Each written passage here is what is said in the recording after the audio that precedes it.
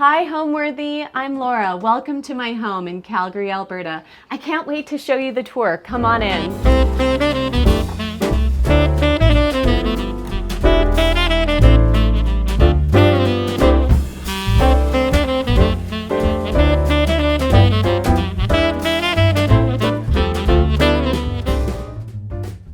This holiday season, get ready to unwrap the most magnificent holiday homes with Homeworthy's 25 Days of Christmas. For the month of December, we'll take you inside the most heartwarming houses, decked out for the holidays in true festive fashion. From twinkling lights and elegantly trimmed trees to sparkling ornaments and cozy holiday charm, these homes capture the warmth, wonder, and beauty that make this season so special. So join us as Homeworthy celebrates 25 Days of Christmas. The magic starts now. Raise your glass. Cheers! Merry Christmas! Happy holidays! You're watching Homeworthy, where we believe every home has a story. Hey everybody, I'm Laura Collins. I'm an interior designer. Welcome to my home in Calgary, Alberta, Canada. This home is such a special place for us. We've been here for over a year and a half at this point. It is a mid-century modern bungalow in Calgary, Alberta. When we first came upon it, it was quite a shell. The original owners hadn't done much to it, so we were left with pretty much bisque walls. And I've come in and I've Willy Wonka'd it, and it feels like a fun place for our kids to kind of start their journey in Calgary, being our new home, and we really love it. When I approach designing a space, I really think of it from a cinematic lens. So when I saw this space, I thought, okay, this is the space that the kids are going to start their, young years in Calgary in. So I wanted it to be really fun, really bright, colorful. I didn't really want something serious. And so my lens into this space was, let me just do something that, while it may be kind of timely, it's going to feel like an awesome memory for them, where they can look back and go, this was our pink house, this was our home that mom just really went wild with color, and just have a really fun memory of.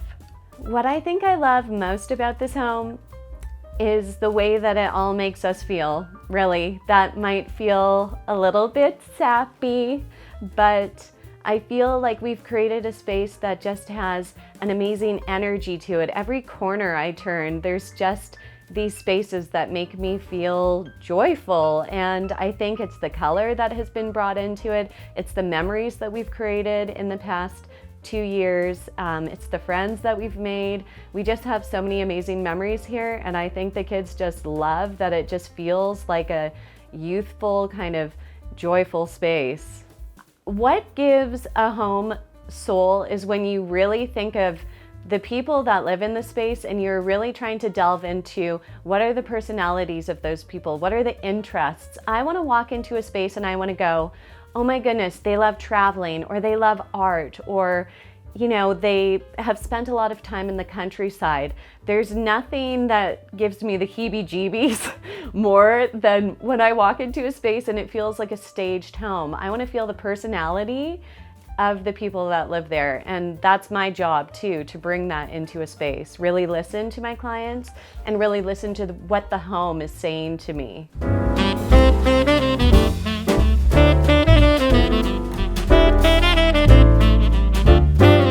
Welcome to the living room. When we first got to the space, none of this was here. For a while, I sat with it thinking how the space would actually function for our family. There were moving boxes for several months, I will admit. And then finally, I came up with the idea of making this the entry point. So part sitting room, part library, and it really kind of gave this room another point of function and purpose. And it's a place, of course, for me to put all of my treasures. I feel like Ariel from The Little Mermaid sometimes. I've got who's-its and what's-its galore. That's me. I basically have always wanted a space where I could put all of my pieces that I've collected In our other homes, I would say they're a little bit more scattered, but I think a really good parent hack too is when you can put all of your tchotchkes in one space so that the kids aren't grabbing from all over the home. Well, a lot of these are from estate sales, from grandmothers, things that have been handed down. And I am pretty sentimental, so one of the ways that I feel like I've honored my late grandmother, Audrey, is by having a lot of her pieces throughout our home. One example of this is this beautiful candy dish. I grew up with it, and so really every time I look at it, I think of her. And it's pretty special. Original art and art in general is something that I'm always looking to source. When Blair and I, my beloved, when we were on our honeymoon, I wanted to bring something back, a memento really. We were in Nice, and so I saw this artist who was making these beautiful pieces. His name is Omar. He is so talented, but we chose this one, and it's just a great memory of a really fun moment in our lives. And again, I just love showcasing art in bookcases as well. It kind of adds a little layer of interest. One of the points of continuity in this home is the color palette. In one of the other rooms, we have this beautiful shade of pink called Amaryllis. And so I really wanted to be mindful of that as to how I carried that into this space.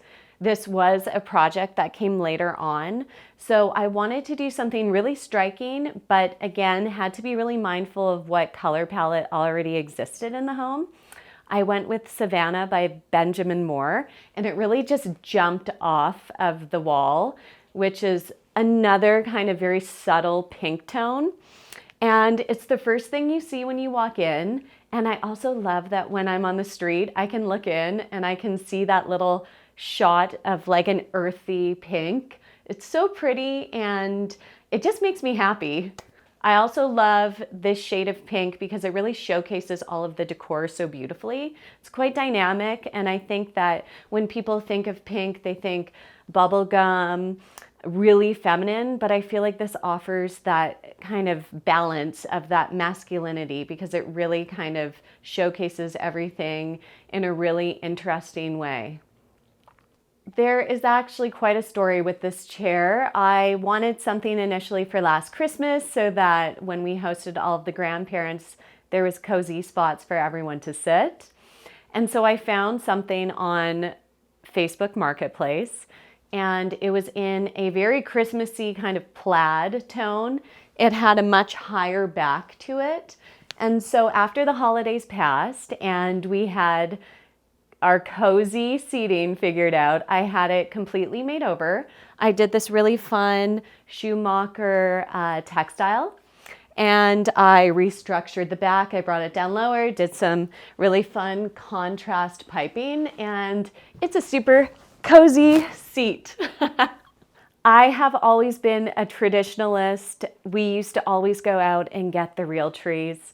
However, a couple years ago, I think it must have been when we had our second child, I said, let's try the faux.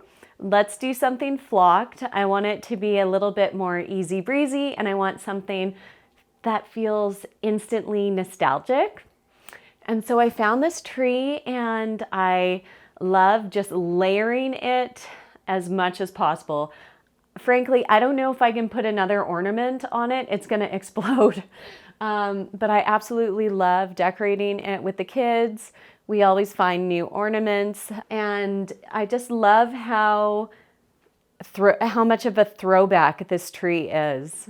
Our family loves vacationing in Palm Springs, and so this was a mid-century modern house that is an ornament that my mother picked up for us one year, and I absolutely love seeing that every year, and it's kind of reminiscent of our home now. Who knew? It takes me several hours, in all honesty, to decorate this, but it is so fun. We have the Christmas music on. The kids really get into it. They love discovering all of the ornaments again every year, and I do too, because honestly, from one year to the next, I feel like I'm surprised all over again. They're the ones that I expect to see, and they're the ones that I go, ooh, this is really fun. We've got such a great collection. So it's just really fun doing this every year got the eggnog. It's a great time. Another really amazing feature in the space is that we have 3 built-in benches. So not only does it offer a lot of additional seating when we have guests, but it's a really fun opportunity to layer more textiles. And when we moved in, we went to a block party and they commented on all of the pillows that were showing up in the windows of our home, which, gave me a lot of joy, really, knowing that my pillows are spreading joy to the people of the neighborhood. I think early on in our design process as a couple, I was scouring, of course, the internet for pieces that could make their way into our home on a budget. And so in our little car, I think we had the door taped shut. We put this brass console in it. It's probably a 70s piece, I would say, but it has really beautiful thick glass and it's traveled from one home to the next with us. And I absolutely love it. It's a great kind of entry space piece and the scale is really good. When you first come into the home, I wanted there to be a really big statement. So I found a really large piece of art to kind of fill the space. I love to have ambient lighting as much as possible. I probably overdo it, but for me, it's really nice to have lamps all over the place that I can turn on and kind of create that serene, cozy feeling. This is an amazing piece that functions as our shoe storage. We don't have a lot of storage in this home, and so this is a piece that I grew up with. It was my grandmother's. It's definitely over 100 years old, and sometimes it does feel like that. But Blair and his father carried it in and we had to assemble it. It was a whole big production. It's Quebec pine and it's such a beautiful piece with so much detail. Really hard to find things like this now, but I encourage people bringing more wardrobes into their home because it's amazing how we've been able to utilize this and gain so much storage. One of the original pieces that we did keep and we did not paint was this teak storage / fluted barrier and as you enter the home. I absolutely love that they maintain this all of these years and it's really cool to see how this has come back as a design feature that people are heavily focusing on in the past 5 years or so. We absolutely love it and we feel like it adds to the flavor of it being an original mid-century modern home. Every year when I approach my holiday decor, I do something a little different. This year I really wanted to lean into the fun, bubbly kind of pink backdrop of the home. So I've done a lot of baby's breath that was dyed in pink tones. I've done a lot of traditional elements too, like red and white. It's really a combination of all of the things in our home which are quite transitional. I have such amazing memories of the holidays as a child. I feel like my mom would really make it magical from the decorating to the food to the guests that we would bring into the home. There are so many things that I think I can happily say are really special memories from my childhood. And so I'm trying to really relay that to our kids now that we have Annie and Hugh, who are 3 and 5 years old. I just love the magic of it. I'm all about the Christmas music. I'm watching Rudolph. I'm watching all of the movies. Lots of Hugh Grant up in my house right now, which I'm not gonna lie, best thing ever. So this is really just such a magical, fun time where I feel like I'm kind of like a big kid. And you know what? If I'm gonna do that at any time of the year, it's gonna be now. I said that to my son last night. I said, am I a big kid? He was like, yeah, I think so. Next up is our dining nook. Please come with me.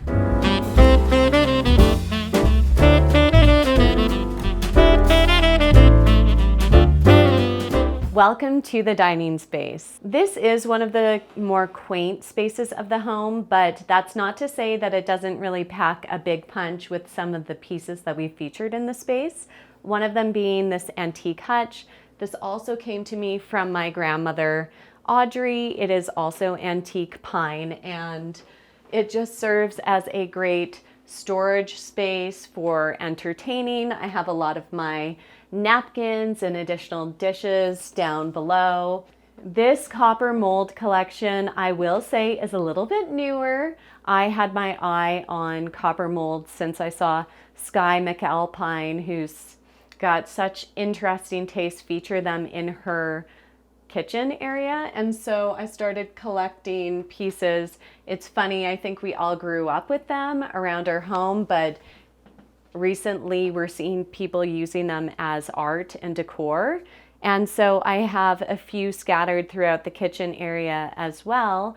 And I think it's a really amazing way to inexpensively add depth to the space as well as really art. It feels like really unique artistic pieces. All of them are individually really interesting.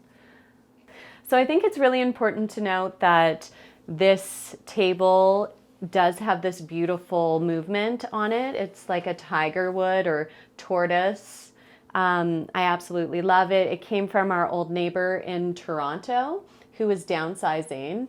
I've layered a really fun hot pink tablecloth on top of it, but you really see some really interesting features on the base of it. It's a really large kind of pedestal base with beautiful clawed feet, really super interesting. And it's probably, mid 1900s, but we were so lucky to acquire this from her. And it also makes us think of our old neighbor, who is a very lovely, interesting woman. I just have a whole smattering of cute blue and white china that we are always using for entertaining, and some of our Christmas paraphernalia. I absolutely love these really sweet, nostalgic dishes. We have an amazing bakery close to our home called the Glenmorgan Bakery, and so I'm always picking up really yummy festive treats. And just in general, if I'm meeting with someone, I'll bring a box of delicious treats for them, or I'll send Blair with them if he's going somewhere, because you want to arrive with some goodies in hand. Who isn't excited when you present them with a box of baked goods? I am a big fan of all things English. Over the past few years, we've seen a lot of scalloping on lampshades. And so I have a trusted lampshade guru in Toronto that has done a lot of pleated shades for me, a lot of scalloped shades, and this is one that I had her custom make for me. It was lightly based on another design that I had seen, but I put together a drawing for her and she shipped it across the country, and luckily it came undamaged, and I absolutely love it. As I said, little things will go a long way, especially in a small space. So while we don't have a lot of pieces in this room, I think everything kind of speaks for itself.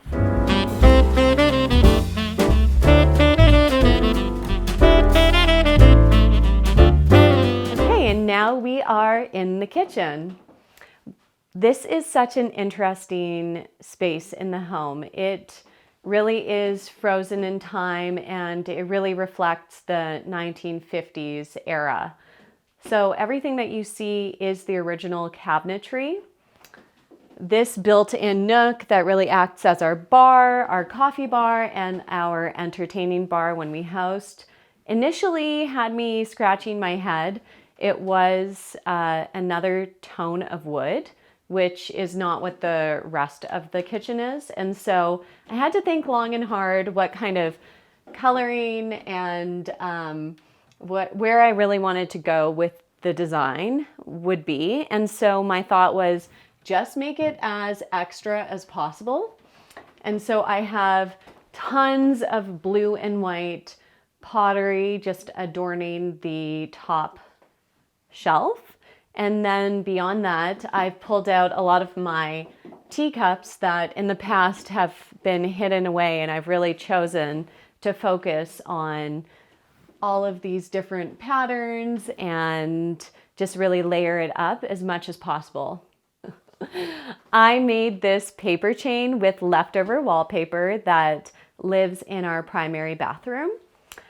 I was so lucky to get this from one of my best gal pals, who's also a designer. Shout out to Catherine Royer. She actually gave me this idea. I thought it was so cute. It works so perfectly with our English-inspired design, and I just love a pop of gingham. I am that kid that was rearranging their bedroom. I have always loved interior design. I think that as a young girl, I would go antiquing with my mother in the countryside in Ontario, and then my grandmothers had great taste. They both hosted a lot, and so it almost feels like it's always been ingrained in me to take this path as an interior designer.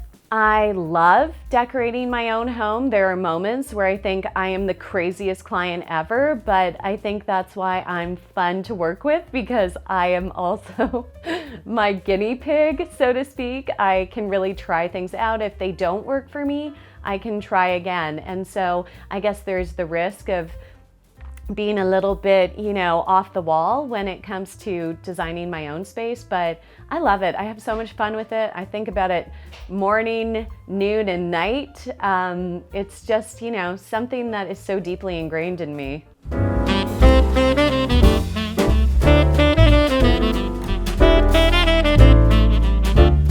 So head over here with me, and we are going to go into the den.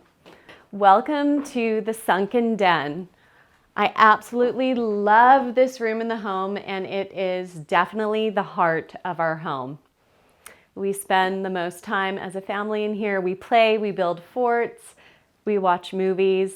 It's such a cozy spot, and this was definitely the selling point on the space when I first saw it. One of the really critical design points of the space was changing the wood paneling into a really fun painted backdrop.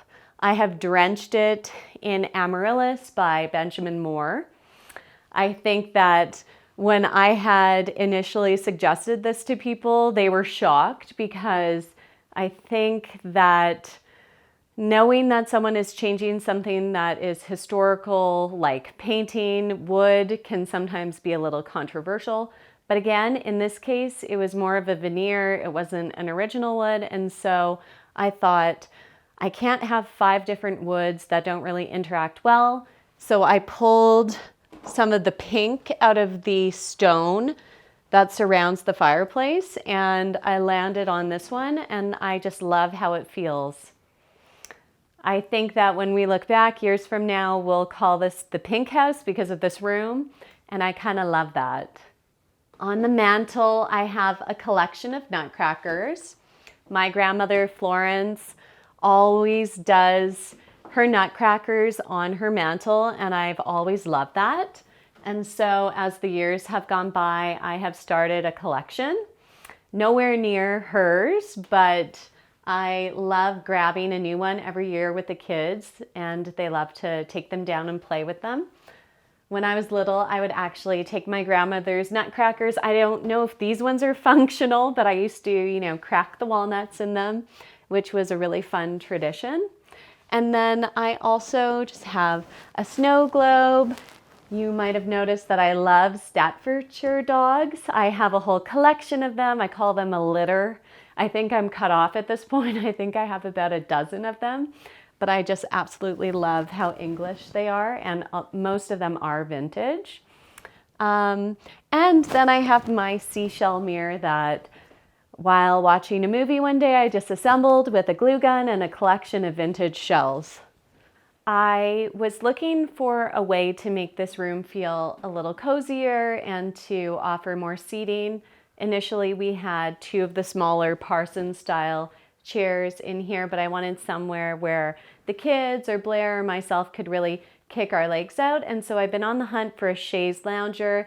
I found this at one of the amazing vintage shops of the city, and I actually love the upholstery. It works for now, but should the time come, I will do something with a fun skirted box pleat like this. But it's super cozy, and what's kind of neat about it is I have peeked under it, and you can see that there was additional upholstery that they just went over. That's a little bit, I guess, unorthodox when it comes to reupholstery, but, you know, kind of fun to see the history of the piece. I really loved the idea of having an upholstered piece to extend the sofa. This isn't a sectional, but I wanted to have something that, again, we could kind of kick our feet up onto. And so I had seen a piece like this online, and my father-in-law is a very good mill worker. He's a good craftsman, so he turned one of Blair's old ping pong tables as a child into the base of this ottoman. And then I had a very talented upholstery company called Simmering Upholstery in this city do a lot of the upholstery you see. They are 90 years old, which in Calgary is amazing to have such a legacy company. I absolutely love this textile. You can see some continuity throughout the rest of the home. It's GP and J Baker fabric, and then I just have a nice velvet that is set into the center. And I love a contrast pattern always. And I just absolutely love how the kids can just be playful with it, and it acts as an extension of our sofa. I have this really oversized basket, and I just always feature a book just so I can feature a little bit more layering and art to kind of pop off the top of it. So this is always rotating.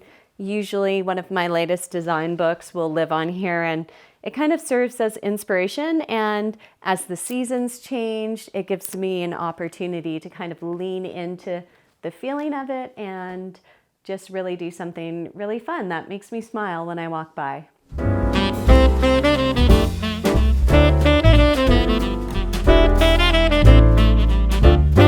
Welcome to my studio. This is really a bonus room in this home.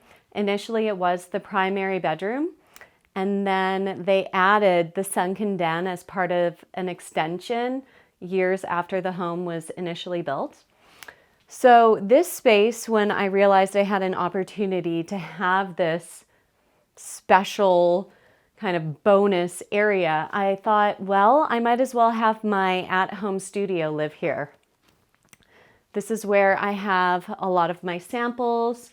You'll note that a lot of my textiles I have in baskets, and so when I'm starting a new project, I just really start with these, and then I go out and source what I may not have. These are some of my favorite new memos and wallpaper samples that were delivered the other day. And I just really like to scheme in here all of my tiles and my trim samples. Of course, I'm big on trim. Live in here, and I can really just start with my own library before heading out to the showrooms, which is super fun. I'd love to have earrings made out of these.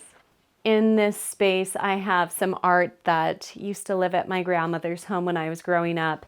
And it's funny how over time it's really evolved. When I was little, I felt it had a really religious connotation to it. And I think as I've hit motherhood, I kind of see it as like, okay, give me the strength to keep this going as I kind of hustle through life. So I look at this guy now as a point of serenity, and I love seeing him.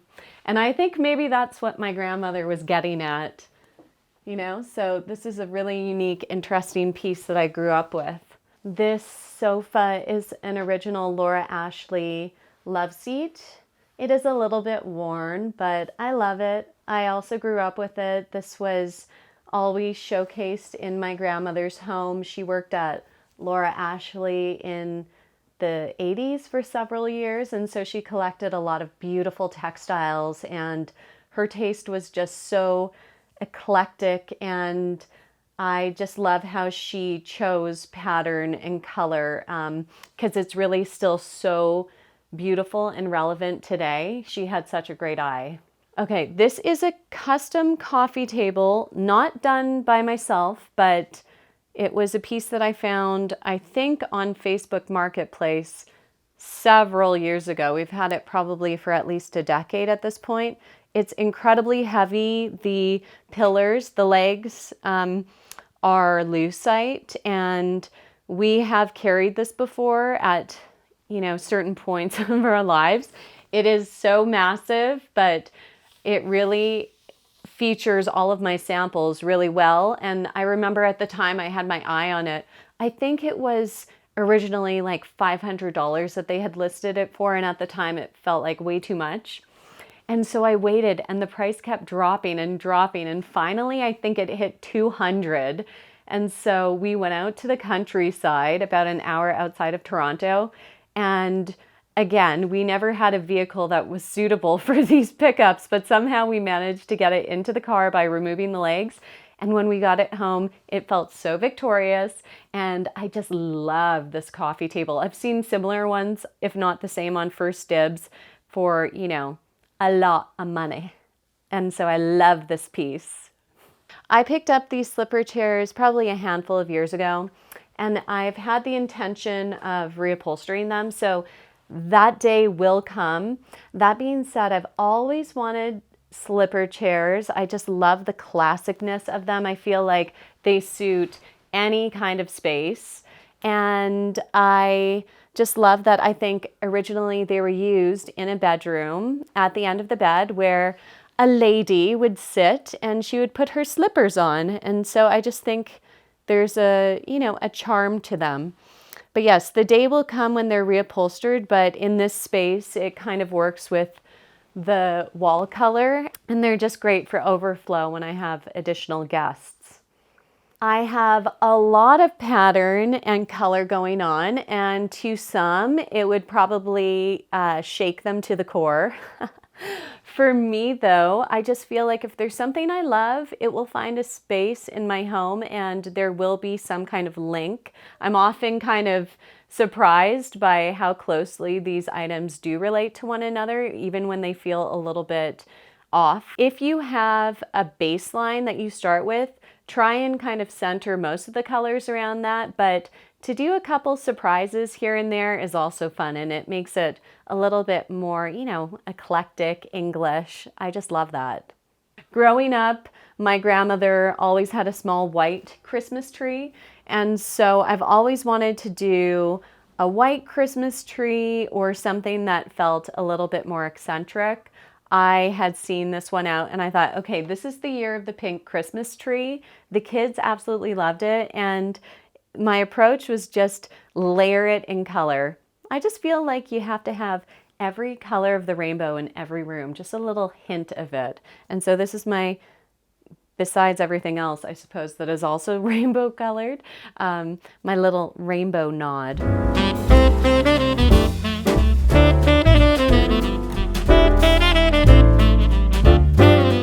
Welcome to the primary bedroom. I love this space, and it was quite a surprise when we first saw the home that this was a rather large space for an older home. I have kept this space a little more minimal on my terms. I know a lot of people will hear minimal and go, there's nothing minimal about what's happening in here. But I did want it to feel a little bit more serene, a little bit more relaxed, and so I've kept the palette a little bit softer, a little quieter. There are a few upholstered pieces in the space. I like to have a lot of cozy surfaces just for, practicality and additional seating, because we do spend a lot of time in here with the kids as well. So I had this upholstered at Simmering as well. It was absolutely not in this shape when we first came by it, but I had it adorned in a really beautiful plush brown velvet.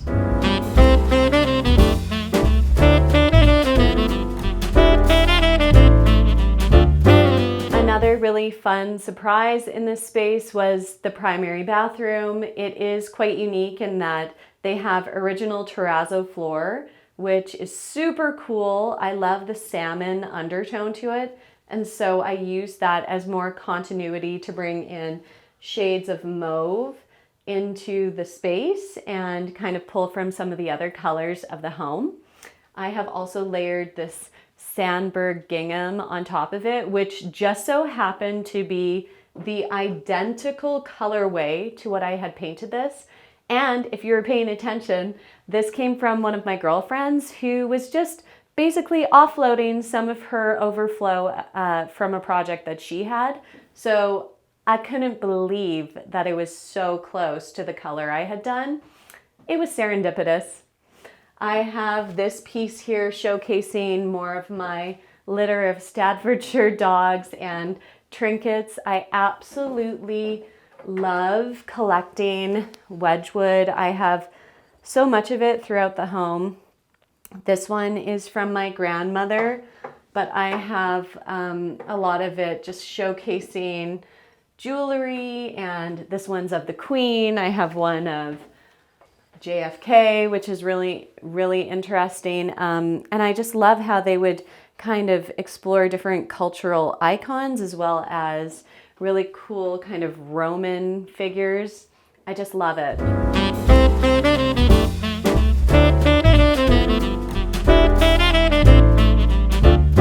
Welcome to our daughter Annie's room. I absolutely love this room. She recently has gone from crib to big girl bed, and so that was a very special day. When I am designing children's rooms, I am super mindful of making them feel super whimsical and just really special. I feel like if there is an area that you ever are thinking of incorporating color and pattern, it should be your child's room. And so this is the space where, you know, she sleeps and she dreams and plays. And so I just want it to feel like a really beautiful environment. And I want her to look back and think that, you know, just have really special memories of the space. Last Christmas, I was on a tirade trying to find the perfect dollhouse for Annie. My girlfriend, another interior designer, had found this online, and we absolutely had to have it. It was someone who was just a dollhouse enthusiast, and they built this from scratch. And so Annie and I started decorating the rooms inside. I think as she gets older, we will definitely get a little bit more into it. But in the meantime, it's just such a beautiful piece to look at. We all love it. The scale of it is ginormous. So when Blair first brought it in, I couldn't believe it. And it was waiting on Christmas morning, and it was just delightful. So it's her first dollhouse, and I love it. This is a vintage knit Peter Rabbit wall hanging piece that I found at an estate sale.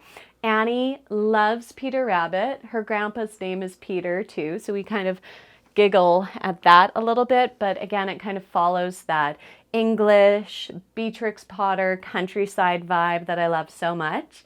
And it also, I don't like to hang hard things above beds. You never know. And so this is nice and soft, and it's a beautiful way to kind of fill the area above her bed.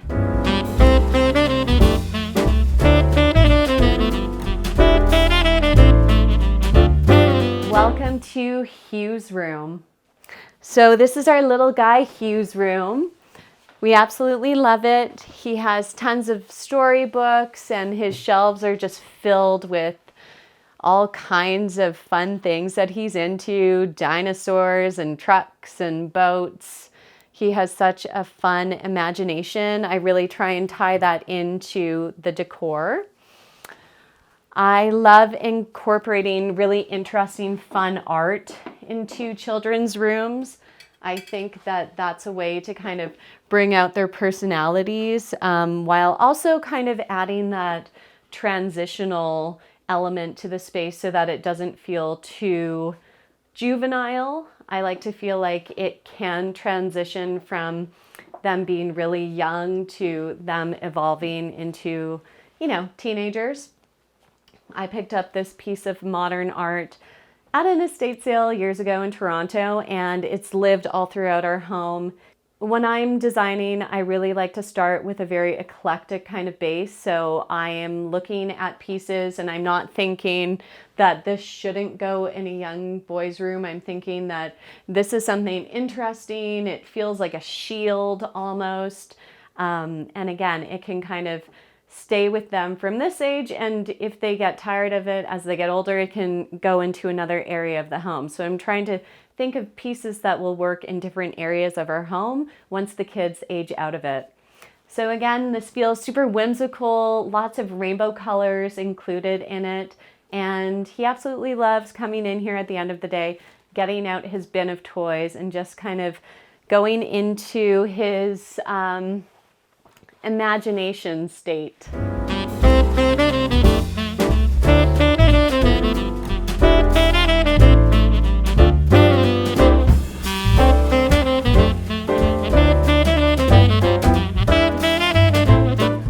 When people walk into this home, I want there to be an element of surprise and shock. Not shocked like, oh my God, but shocked like, wow, she really put a lot of thought into this. And this isn't what I was expecting. I feel like I walk into a lot of spaces, and because of the nature of my job, I instantly am sourcing where they've purchased things from. I love the element of the unknown. I love the bespoke nature of the space. And I just love that people are always asking me, where did you get that? The word home to me means Laura, Blair, Hugh, Annie, and Bruce. That's what home means to me. It's coming home, looking around the space at these rooms that these little people and big people consume, and just thinking about all of the memories and all of the, I guess, everything that we do together means. Home to me means I am walking through this door and I'm feeling totally comfortable. It's feeling like a big hug, and it's the people that live here with me that mean home. Thanks so much for coming today, Homeworthy. I have loved sharing our home with you, but I gotta get back to work now. See you later, and happy holidays. Thanks for watching. Go to homeworthy.com for exclusive content and shopping guides.